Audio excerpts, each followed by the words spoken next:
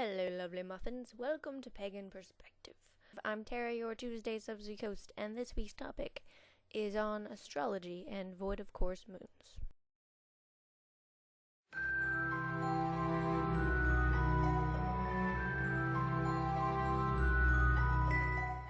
Fittingly enough, it is my birthday today, or at least it will be when this video is uploaded. Leos are awesome, let's just admit it. I think the question for this week would probably be best answered by a trusted astrology expert. And as much as I absolutely love astrology, particularly natal astrology, I am by no means an astrology expert. I hadn't heard of moon voids at all before I got this question, so I've done a little bit of research and I think I've figured out what's going on here. But don't take my word for it, my interpretations might be completely off. If any of you know more about this topic than I do, then please feel free to tell me if I've got this completely wrong, or tell me if I've got it right, or add information in the comments below. I really won't be offended if you tell me that I've got it completely wrong, as long as, you're not a jerk about it. So the person asking this question believes that they were born under a void-of-course moon, but they haven't been able to find any information on how having a void-of-course moon sign might affect their personality and behavior and their overall birth chart kind of thing. Looking into this topic, I found a similar problem. There's really not that much out there on this, and I think I figured out why. There are a lot of different traditions in astrology, and if you go beyond the regional and cultural traditions, it's separated into three main branches. Those three branches are electional, natal, and horary. I don't know how to pronounce that, but Horary. Okay. Now these three branches have different techniques and different focuses and have different ways of going about astrology. And from everything I've seen, it seems that void-of-course moons are something that's used in electional and horary astrology, but not in natal astrology. And this is why you can find so much information on void-of-course moons, but you can't find much information on how having a void-of-course moon in your birth chart might affect you, because that's going into natal astrology. You see what I mean? I had a bit of a difficult time figuring this out because most people don't even talk about that relationship. Like, lots of people will say that it's used in horary and electional astrology, but they never really talk about whether or not it can be used in natal astrology, and if it were to be used, how that would work. I did, however, finally find one astrologer online saying specifically that these techniques have little or nothing to do with natal astrology, and that they should not be used in interpreting a natal chart. She also said that this is an older form of astrology than birth chart astrology. I have no idea whether that's true or not, but point is, they seem to be sort of separate things. Alright, so for those of you who don't already know, let me explain just a little bit about what void-of-course moons are. The moon moves throughout the 12 signs of the zodiac. Whichever sign the moon is in at the time that you're born in natal astrology is known as your moon sign. Your moon sign governs things like your emotions and the unconscious side of your personality. Now, the moon is also really important in electional and horary astrology. A lot of people get confused about what a moon void is because they think of it as sort of like a gap in between the signs. They think it's what happens after one sign has ended before the beginning of a new one. But that isn't actually the case because there is no gap in between the signs.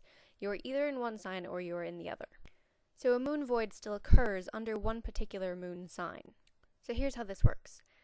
In horary astrology, and I think also in electional, in the journey that the moon undergoes in a particular sign of the zodiac, it also comes across certain planets. Planets being used loosely because the sun is also considered a planet. So the way that the moon encounters these specific things on its journey forms what we call aspects. And there's major aspects and there's minor aspects. I don't understand completely how that works yet, but that's not really important right now. The point is that these aspects with these planets kind of dictate what's going on. It sort of sets the direction and tone for things. So the moon's going through its little journey. It's going through a specific sign, let's say Aries. Alright, so it's going through Aries, it's encountering different things along the way, and then at some point, it has nothing else that it encounters until it's out of Aries and moves into Taurus. And how long this period of time lasts can be fairly short or fairly long. So in this stretch of time, there is no planet to really set the tone or direction of things in that time period. And that is what's called a void-of-course moon. It's not a gap in between Aries and Taurus. It's in Aries, but it's not got anything going on before it starts up Taurus. And astrologers feel that these void-of-course periods have very specific kinds of feels and influences on people in the world. Traditionally, the way things are interpreted when there's a void of course moon is that nothing will happen.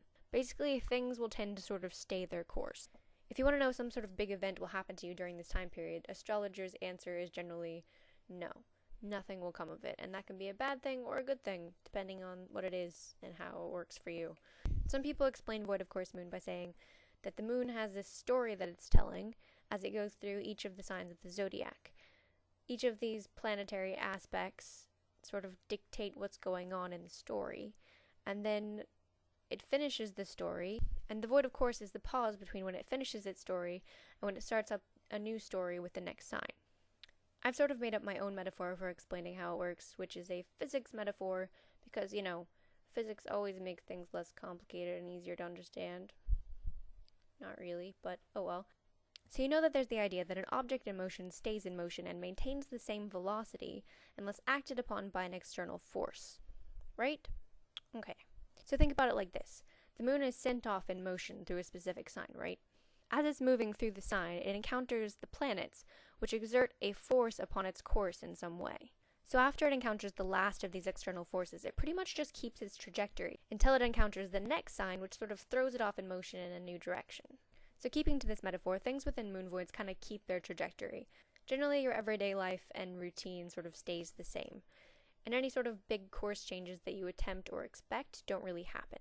Trying to stop things that are in motion doesn't really happen, and trying to start new things in motion doesn't really happen. It just kind of keeps going how it's going. During moon voids, it's kind of hard to stay focused and get important things done. It's kind of like when you're really pumped one day and you're like, oh, I have so much I'm going to do today. I'm going to get stuff done. I'm going to be really productive, and I have this new awesome project I want to do, and it's going to be amazing. And then the internet comes along and is like, no, you're not. Moon voids, they're like the internet. But they say that this void of course moon has a very distinct influence and that it can be felt and affects people in this time period. And the whole point of natal astrology is that all of these influences that were going on at the time you were born have some sort of shaping influence upon you. So I do wonder, if a void of course has this specific influence, why would it not have an influence upon you if you were born during it?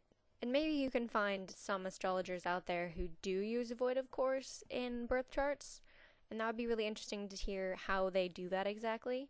Otherwise, for the most part, this seems to be kind of an unorthodox thing to do, so you kind of have to chart your own path.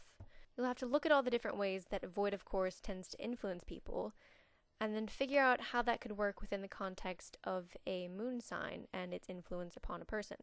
And there's a bit of difficulty in translation there because horary and electional astrology tend to interpret things and have a very different focus than natal astrology.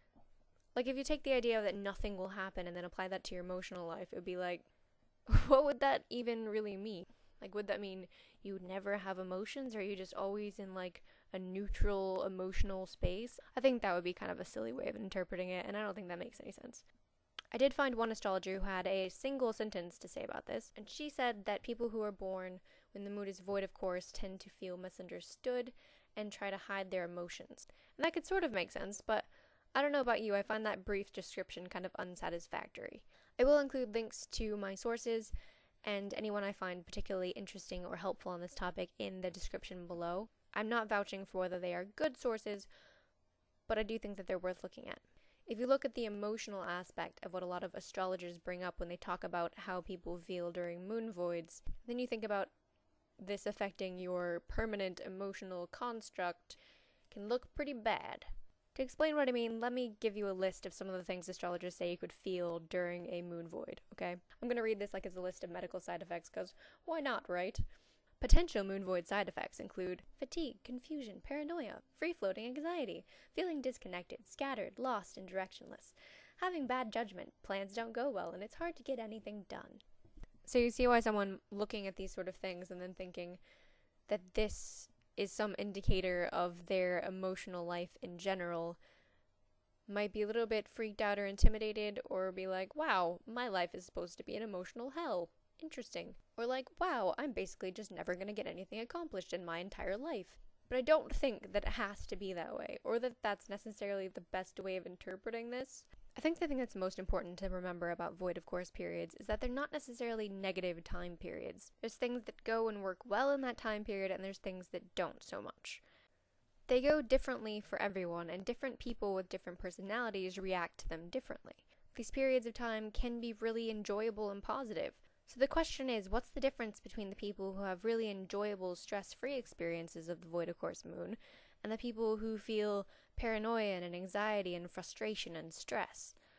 And I think the main determiner of that difference is how easygoing you are and how much you try to take control of the situation, how adaptable you are, and whether you really expect your outcomes to come out exactly as you want them to. Void-of-course moons are really good for relaxation and introspection and spiritual, sort of free-floaty things. They're not always so good for getting really big, important, practical things done. So I think having a void-of-course moon in your chart could really depend on what else is going on in your chart and how those things work together and how you take it. But I've made up a list of things that could be true of a person with a void-of-course moon in their chart, based upon what astrologers say happened during that time period. I'm not entirely sure how I feel about some of the things in this list, because I'm not sure if they all necessarily work with the concept of a moon sign well enough. But here's some things I think that are worth considering as possibilities. Let's put it that way.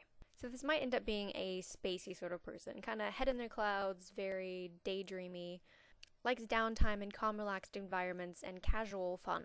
They're very nostalgic, maybe a little sentimental, really good at introspection. Spirituality can be something that's really powerful for them and something that they really shine in.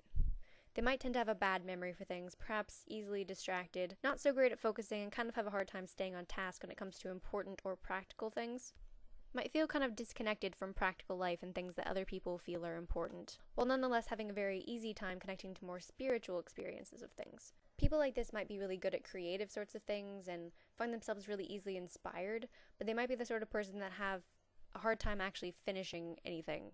In smaller, more everyday, routine kinds of things, they're probably fine, but they might have a harder time than other people in trying to make big life changes. Their gut instincts and judgments on things might not always be very dependable, especially when it comes to, say, like spending a lot of money on something or making a big choice. Things might not always turn out like this person plans or expects them to. And if they can kind of chill out and go with the flow of that, then that could be fine. But if that's something that they let really bother them, then they're more likely to be frequently frustrated or anxious about things. If I had to think of a poster child for this, I think it would be Luna Lovegood. Not because I think anyone who has a void-of-course moon in their chart would be like her, but because I think she really embodies a lot of these traits and has a personality that works well with them in a way that makes it a positive thing. She's exactly the sort of person I think that can take this in a positive direction and be totally chill with it, without all the stress, anxiety, frustration, and paranoia. She really embraces and does well with that kind of chill and spacey vibe, and she seems kind of disconnected from the practical world that everyone else lives in. She's in sort of her own little world. She might not always have the best judgment when it comes to practical things, but nonetheless, she is extremely perceptive. I think she's an expert at going with the flow of things. If all of her plans went in crazy directions, she would probably not freak out about it. In fact, she would probably enjoy it. If you imagine Luna Lovegood in a void-of-course moon period, you could imagine that she probably would thrive in that environment, while someone like Hermione Granger might not do so well or be so happy. I know I'm using Harry Potter examples, but it works, okay? When I was thinking about this, I was thinking, what about someone who, say, like, had a lot of Capricorn in their chart? Like, how would they handle having a void-of-course moon? And at first I was thinking that would be so horrible and frustrating for them. But on further reflection, I don't think that would necessarily have to be the case. Because I think whenever you find these seemingly contrasting elements in a person's chart, it's possible on the one hand that they could kind of headbutt and cause a sort of internal division. Like, you could be a Capricorn who really wants to get stuff done, and then have this emotional side of you that has a really difficult time focusing and actually getting stuff done, which would be really frustrating. But on the other hand, they could come together and soften each other and sort of balance each other out. So yeah, I have no idea how a void-of-course moon would actually affect someone's chart, but those are some possible ideas just thrown out there. So now on to answering your other question, which is, do we think that having a void-of-course moon in your chart could be treated like a sort of cusp? Now, personally, I've only seen the cusp concept applied to sun signs. And even then, I know that some people find it kind of controversial.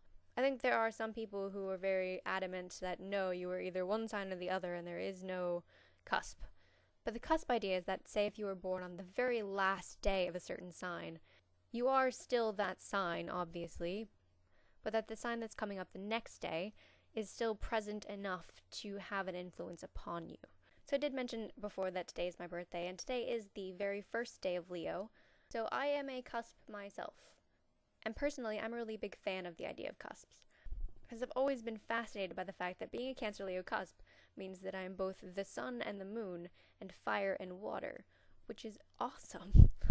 Personally, I've always thought that astrology gets more interesting when you get down to the complicated details and the different parts coming together and overlapping into some complex, unique whole.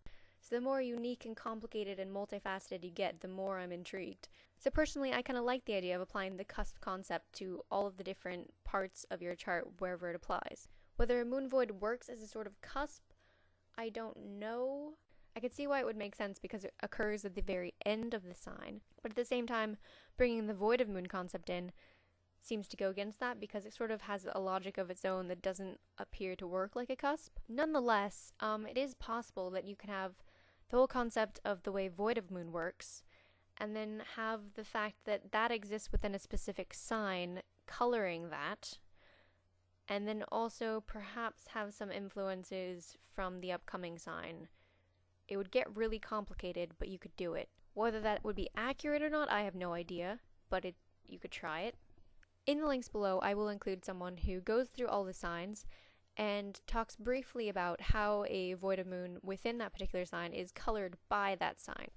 She takes the approach of, when there's a void of course in this sign, you'll have difficulty with these kinds of things, and if it's in this sign, you'll have difficulty with these other sorts of things.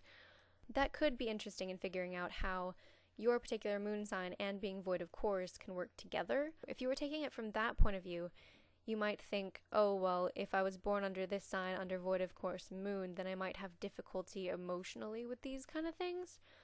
But that seems a little bit oversimplified and negative for me, so I'm not sure how I feel about that. So I hope that was helpful to you and answered your question to the best of my ability. I hope you all have a fabulous first day of Leo. Go Lions!